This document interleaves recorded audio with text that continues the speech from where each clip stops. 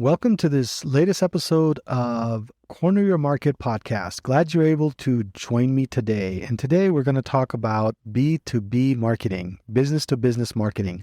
We'll also cover product marketing as well as go-to-market strategy planning and positioning if you're an early stage venture.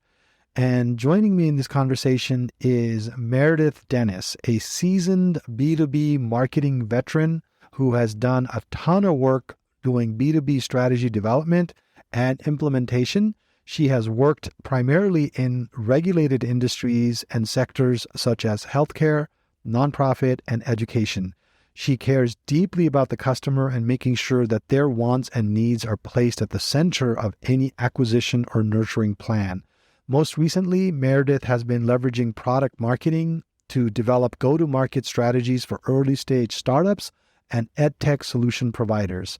She is also a fractional marketing leadership person to startup and small business organizations. So if you're looking for a fractional CMO for your organization, she could be a great fit as well. So we're going to have a great conversation today. B2B marketing is something that I think a lot of people have opinions about and are always asking what is the best way to do it. I think we try to help you arrive at a solution that might be worthwhile for you. We'll also talk about product marketing, and Meredith has some great stories to share on that and why and how it's important and what the misconceptions are in this very, very important role in any organization.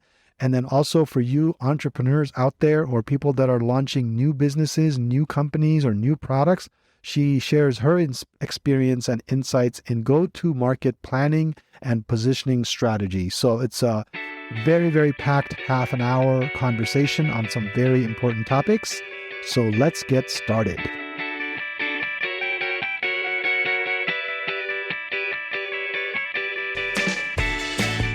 Welcome to the latest episode of Corner Your Market. I'm your host, Silas Kimide.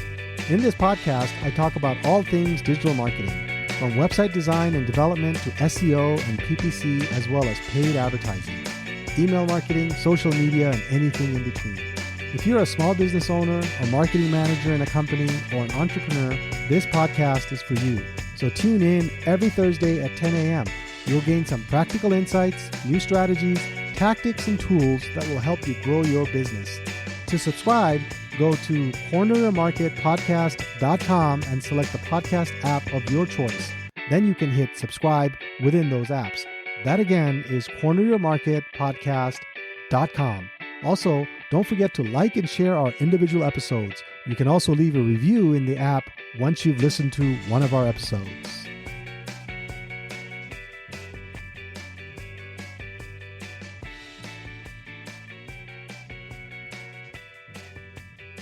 Meredith, thank you so much for joining us on today's episode of Corner Your Market podcast.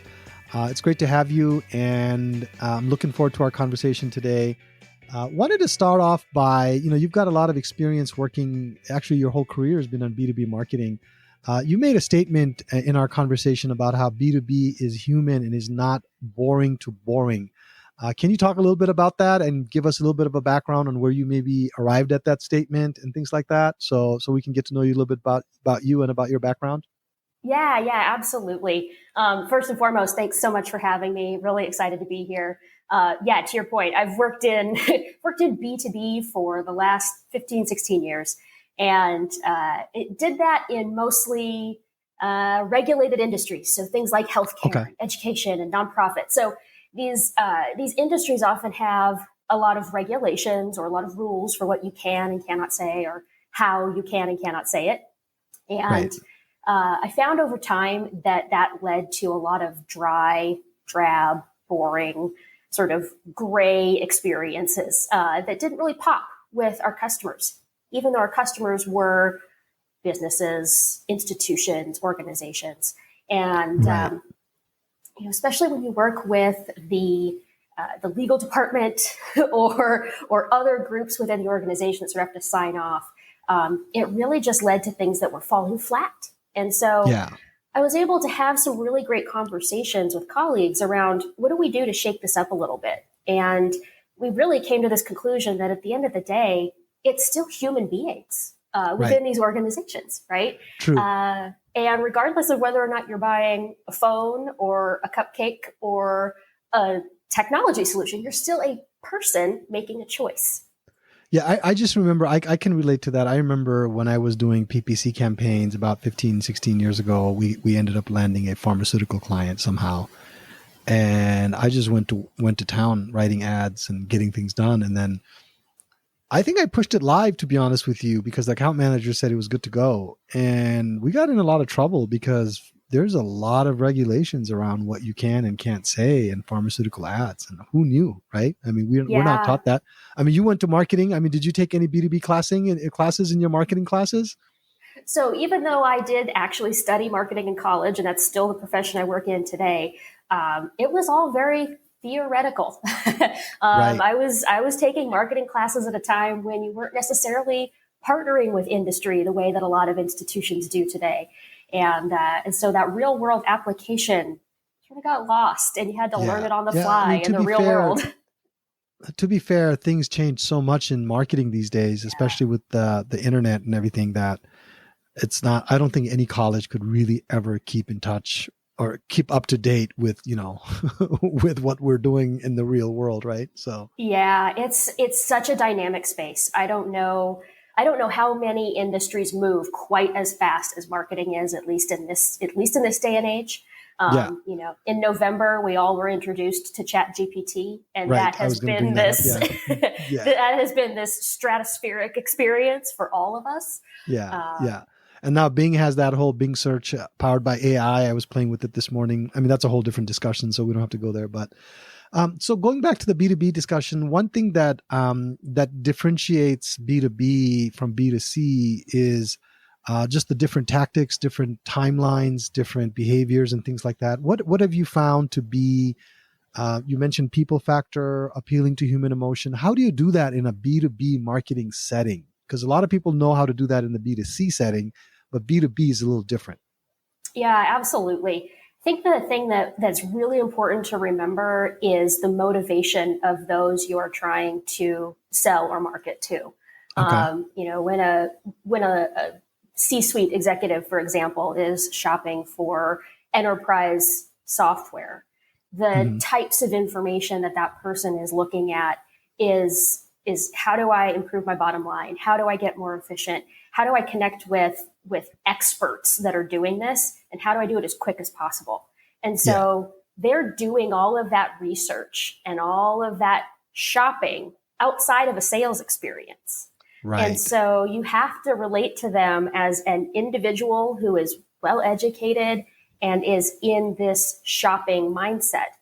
And I found that a lot of times what gets lost in translation is that you're still a human being making a choice and you are up against something else.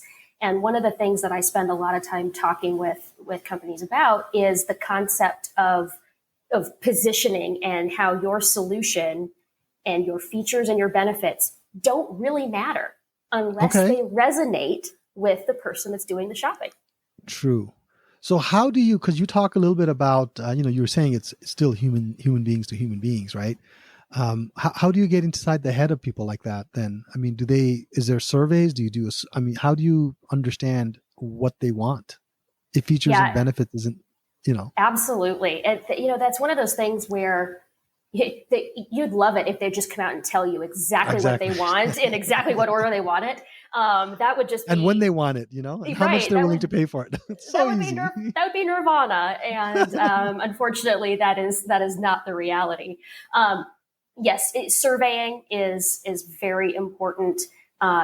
Really paying attention to the industry space that you're in and paying attention to the conversations that are happening. And those are conversations that are not happening with your organization. Those are conversations that are happening outside of your organization with your like-minded audiences. So where are your decision-making buyers participating in conversations? This is a lot of times going to be on social media. Even B2B. Blog. Okay. Yeah, absolutely. Social media, blog, commentary, really paying attention to where they are asking their colleagues and their professional associations for advice and for help. Okay. It's really interesting to see how, just like when my friend recommends this restaurant to me, that same Hmm. sort of concept applies in B2B, where a CEO will recommend a solution to his friend CEO on the golf course, right? True. That's true. And that none of that is captured in data that you can report on in an ecosystem. Yeah. Yeah. So so I guess one thing that if you're marketing B2B, then one thing that you probably need to do on a relatively regular basis is go back to your existing client base and continue to ask them what they like, what they don't like, what their feelings and experiences are with your product. Because if you're trying to find people like them, that's one of the ways to get that information, right? So you have that information, and then you can go and approach a new company and with that information, knowing that they're in a similar situation, kind of like what Facebook does with the lookalike audiences. You are So 100% right. yeah. Yeah, you're 100% right. Your customers, your current customers, and frankly, even lost customers can be your Hmm. best resources of information for how to talk to those prospects in a way that's going to resonate. You have to be willing to ask a lot of questions and listen to what you get as feedback. Yeah. I'm a big fan of the 80-20 rule when you're doing some of those customer interviews, is ask a few questions and then just let them talk. Right. Yeah. It's And another thing about B2B marketing that's a little different than maybe B2C, when we think of B2C, we usually think of consumer products, right? Low price, quick decision-making process. To buy a Coke, nobody's, spending 5 months trying to decide if they want to buy a Coke, right? But that's where a lot of people learn marketing. But when you're doing B2B, the sales cycle can be very long. And I know that's the salespeople themselves have a methodology that they're using, but how do the marketing people deal with a long sales cycle like that? Because it could be 7, 8 months. Even the services we sell, digital marketing services, is B2B sales because we're reaching business owners, CEOs, and things like that. And it can take 4 to 5 months to kind of get the sale. And I always kind of sit here going, okay, what could we be doing as a marketing person during that long wait time? Any ideas on what could be done in that process? Yeah, it's a great question. What marketing team doesn't want to shorten that timeline, Yeah, right? I know. The thing that I think that sort of surfaces in those experiences is you have often decision by committee. It's not just one person; it's a group True. of people, and so having a plan for how to interact with and provide value to the different parts of that decision-making committee over time is really important. It's Hmm. very easy to sort of go in for the ask right away. Right. And I have found that, especially in those experiences where you have decision by committee, you have to provide value without asking for anything in return. You Right. just have to invest in the time and the energy to give them something good so that when they are proceeding through this shopping process, you're top of mind. Yeah. So there's an So element of I had a little consistency to it. that committee thing. I have a couple of examples. I just remembered one situation where I met a CEO of a company in one of my talks, built a really good relationship, had a couple of calls with him, explained some of the things that we could do. They're very B2B. Their sales is all B2B, marketing is all B2B. And then he handed me off to his marketing person. And the marketing person and I felt like I got along with him, but I think he had a little bit of I don't know how he was. Anyway, we didn't connect as much as I did with the CEO, and we still didn't get the sale. I'm still waiting to hear back from this guy. It's been 12 months, so I don't know what happened, and every once in a while I'll email him and copy the CEO, but no response. So yeah, that decision by committee can really be something that B2B marketers need to be very, very cognizant of, I think. So Absolutely. that's a very good point.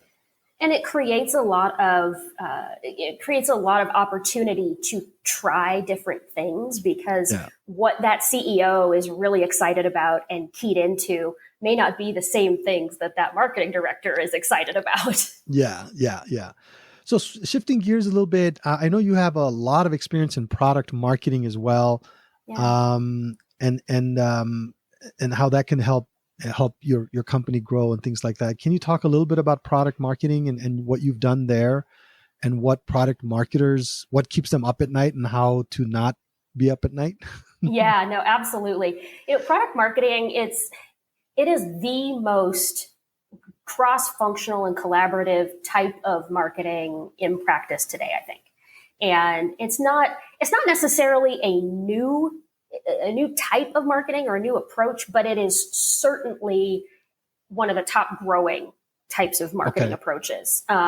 It's definitely a rising star, and that is because of what it does for technology solutions and being able to create messaging that goes from something very, very technical into a sort of layman terms experience for the customer.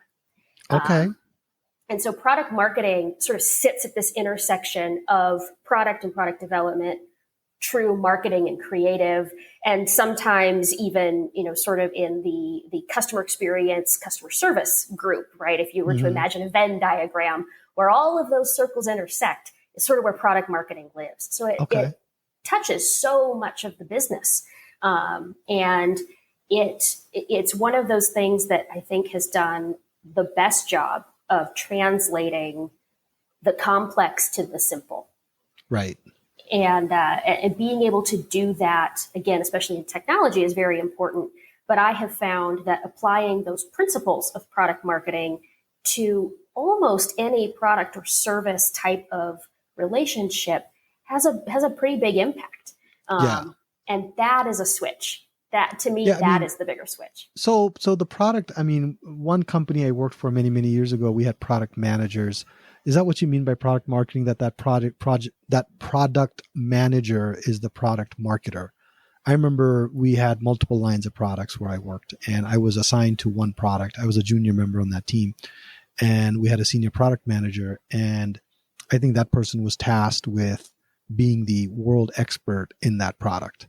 Right? Yes. This is all B2B. So we're talking engineer to engineer communication. This isn't even B2B. This is E to E, engineer to engineer. Right, exactly. And they have their own language. They do. Absolutely. I don't speak it anymore. I stopped speaking it many years ago. Well, I think, yes, absolutely. I think in some organizations, you see product managers and product marketers trying to create those boundaries for their responsibility. And that becomes particularly important around who owns the customer relationship. I hear that question a lot in product marketing. Well, who really owns the customer relationship? It should be the product manager. No, it should be the product marketer. I think in reality, as is true of most things in marketing, it's a little bit of column A and a little bit of column B. Yeah. But the product marketer certainly does carry a lot of responsibility to be an expert. But an expert on many things. Yeah. You mentioned what keeps product marketers up at night. I think sometimes it's the requests that come in around, can you make this deck look pretty? Can you get me a one-sheeter? All of the little tactical things that are asked for that sometimes bog down the opportunity to create really great messaging and really great strategies that can have a wide reach. It's like, how do I make the noise stop so that I can do this really important work over here? Yeah. And then you also said that, in our conversation, at least our email conversation, you said that it's a misunderstood position, or at least a misunderstood role, especially among leadership. I was kind of curious why you said that. Yeah, it's a great question. So when you are looking at what it means to be a product marketer, and if anybody out there is interested in product marketing, go check out the Product Marketing Association. They are, in my opinion, the industry experts on what it means to work in this particular functional area. But the leadership of a lot of marketing teams, which are now sort of falling into growth, the growth part of an organization, the technical capabilities of a product marketer and their ability to go from the product manager who is working with engineers to build a tool to working with the salespeople and giving them the information they need to close a deal, and working with marketing to make sure that they have really strong positioning and messaging. When you think about what each of those individual groups is looking for, it's a pretty wide range of things. And so when you're trying to explain that to maybe a chief growth officer or a chief marketing officer, they struggle to understand why that is necessary. They see each of the individual pieces happening, and they don't necessarily understand that they need that one cohesive joint that brings it all together. Right. Okay. No, that makes sense. That makes sense. So I was just curious. Yeah, that makes sense to me. Yeah. Yeah. Now you did mention something about chief growth officer. Obviously, that means you got to grow the company. Some people are calling their marketing departments growth marketing or growth departments and things like that. But you also have a lot of experience with go-to-market planning for entrepreneurial companies as well. And I'm in touch with a lot of people that are starting their businesses or trying to get new products to businesses. Can you share a little bit about your experience there and what you see in the next, with all this stuff that's happening in the economy? How do you get a new product to market? I mean, that's got to be challenging, right? Yeah, in any absolutely. environment, given the looming recession or whatever the politicians say. Right. Well, and it was last week, the latest count on the number of marketing technology solutions came out. There's something like 11,000 things to choose from. Okay. And an average of 4.5 new products per day are being introduced, right? Not everybody's going to win. Right. But one of the things that I think is so important for founders or for those young startups to remember is that there is a niche for you, but you have to be mindful of finding it. If you're for everyone, you're for no one. And that's that can be very difficult to hear for someone who has created something. I find that to be the most difficult conversations with entrepreneurs is when I ask them, who is this for? And they're like, well, of course, everybody can use it. Of course. Yes. Of course. And so that's where some of the go-to-market planning really comes in. And I've had a number of conversations with early stage startups or even bootstrap startups where it's like it's a guy and an idea, and really sort of asking that question: who is this for? Why did you decide to create this? Ultimately, what problem did you identify that you're solving? Right. And once you narrow in on the problem that you're solving, you can have a really interesting conversation around who else has that problem. Right. So you may say, well, I have a solution for sales reps to make their pre-call planning faster so that they can make more deals. Yeah. Okay. Well, there are a lot of sales reps out there, and you can't be for all of them. So you can start to have a conversation about what do these reps sell? In what regions do they sell? What types of industries do they sell to? How big are the companies? That starts to paint a picture of a niche that you can then talk to, as opposed to everything for everyone. Right. I always give the example of the hammer when people say that. It's like, okay, I understand. You can on paper, everybody needs a hammer, right? But where the margins are and where the success comes is when you target that hammer for specific things, right? The guy doing construction needs a hammer, certain weight, certain dimensions, certain grip strength, certain things, right? But a guy that's just using a hammer to fix his lawnmower maybe needs a little smaller hammer, you know what I mean? Absolutely. So there's a lot of things that even just a hammer, which yes, it's for everybody. But at the end of the day, there are so many different uses and situations where even if you capture one of those, you're going to be a very successful hammer company. Absolutely. Right? I mean, yes, absolutely. It's a really, really fantastic metaphor. Yeah. And I think it works well. So what got you into, were you always into B2B market? A lot of people gravitate to B2C. Did you just land on B2B or some of the product marketing, go-to-market? What drives you in this area? Just a little bit about yourself here. Yeah, absolutely. I when I came out of college, like many, I needed a job. Right. and I my You got to pay very your bills. got to pay my bills, got to pay my rent.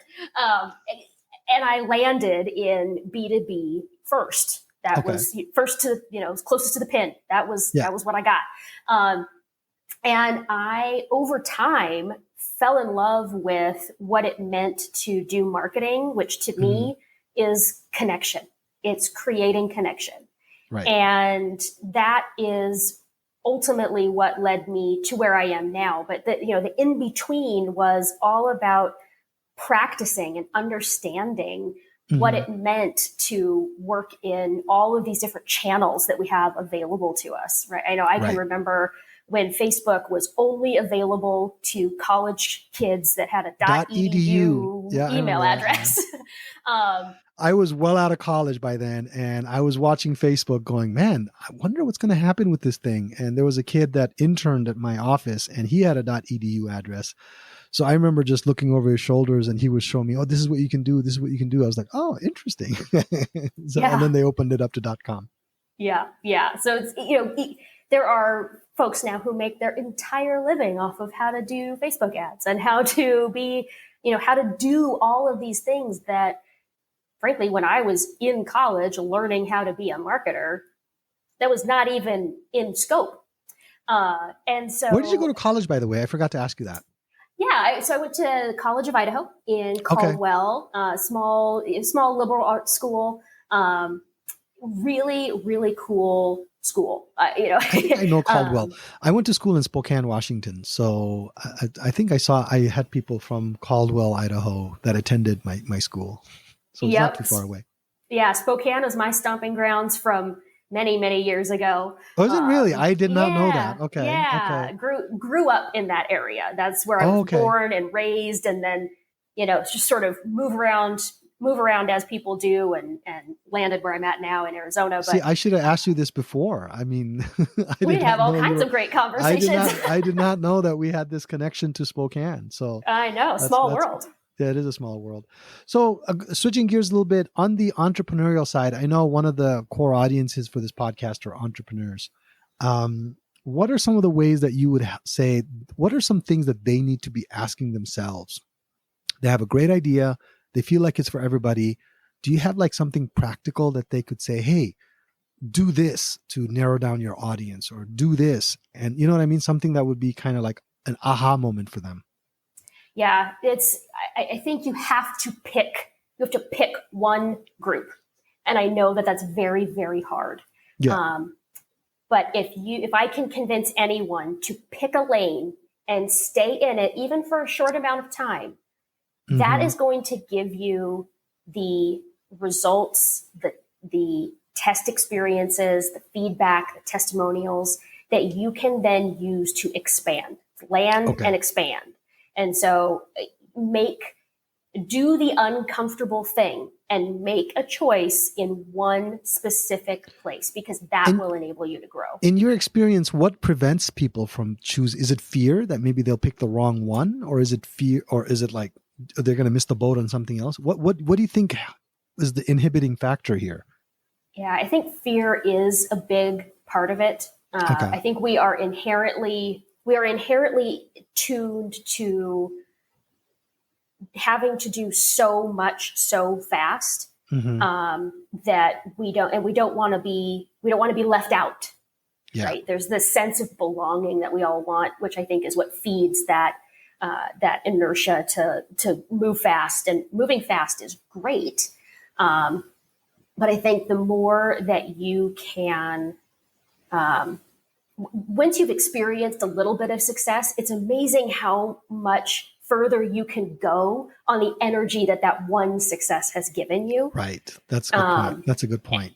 Yeah. And also I think entrepreneurs tend to be very big picture, excited people too. So I think there's a certain element of that too. It's like, this is the light bulb, man. Everybody can use it and anybody can use it, Yes, exactly. Exactly. Yeah. I think one of the things that's super important, especially with entrepreneurs who are, they've got, 10 ideas a day. And not all of them are money-making opportunities, but they're idea people. And Right. those of us that I think have worked as practitioners often feel like we are trying to bring those people back down to earth sometimes. Right. Yeah. And Conversations can go from one week to the next. I'm like, you're working on something this week, and the next week is like, whoa, what happened to that? Oh, we're past that. We're in the next one. Right. Right. And so I've got some clients like that, and they're not even entrepreneurs. Exactly. Right. But that's where that's where the dialogue becomes really valuable. Another book recommendation, I would say, Surrounded by Idiots. It sounds like a terrible title, but it's a great book for understanding some of the personality qualities of people that do certain things in their jobs. And it can help you relate to them and have a conversation with them in a way. Surrounded by Idiots. Okay. Yeah, it's a quick read. Like I said, it sounds like a terrible title, but it's a really good. Well, they way did to that to get that. It's a catchy title, right? It did its job. Yeah. I picked up a book recently just based on the title. It's very popular right now. It's called The Subtle Art of Not Giving a. Yes. Have you seen that one? I've read it. You have? Yes, it's a fantastic book. It's very interesting to me. It's like I started it, but then I kind of lost interest after a while. I felt like it was a little repetitive. But anyway, I think we had a great conversation on B2B, product marketing, go-to-market strategies, and things like that. But as we end, we already talked about books, and you showed me a phenomenal long list of books.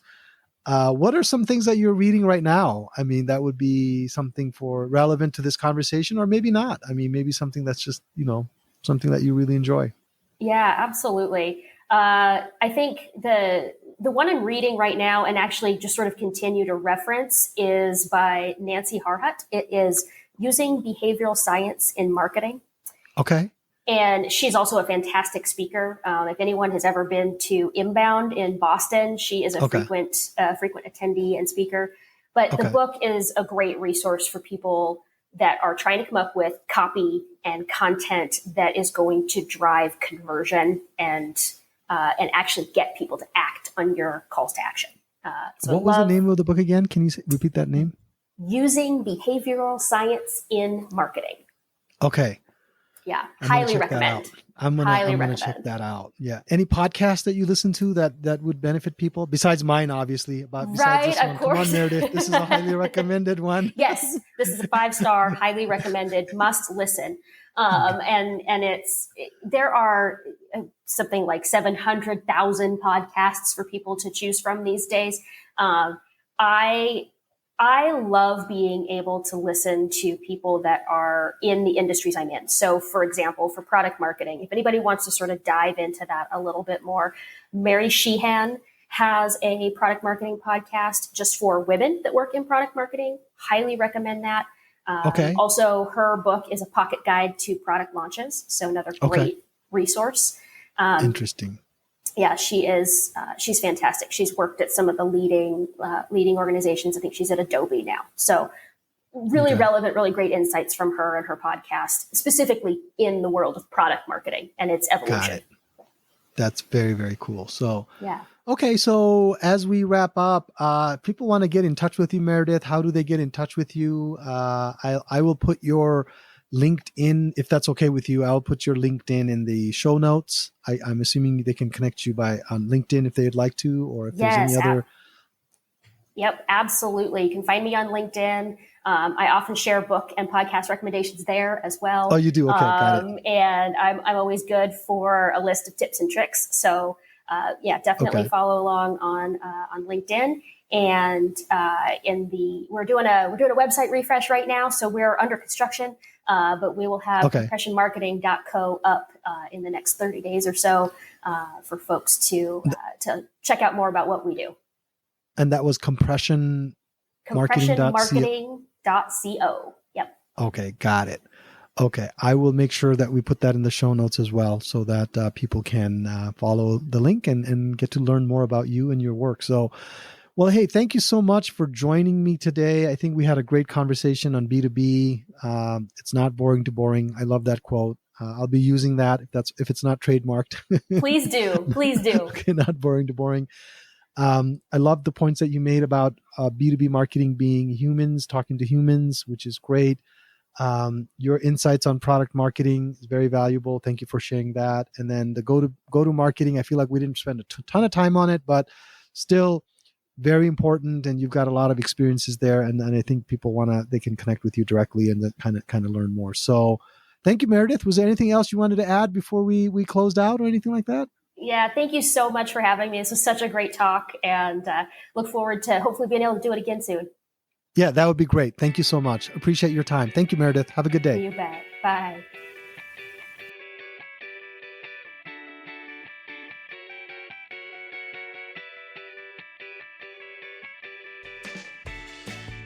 If you're a small business owner, a marketing manager at a company, or an entrepreneur, please tune in weekly. You'll gain some insights, tips, tricks, and be a bit more enlightened when it comes to digital marketing. I promise you, if you implement the strategies, tactics, and tools I discuss in this podcast, your business will definitely grow. Please subscribe to this podcast. You can do so by going to corneryourmarketpodcast.com and subscribe with the listening platform of your choice. That URL again is corneryourmarketpodcast.com. Don't forget to like and share this episode with your friends and colleagues. Also, don't forget to leave a review. Those mean a lot to me and can help others that would benefit from the information I share. Finally, I would love to hear from you. I love getting listener emails. So if you have questions, feedback, or any general comment about the topics I discuss on this podcast, feel free to send me an email.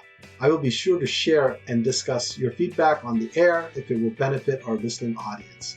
You can write to me at connect@corneryourmarketpodcast.com.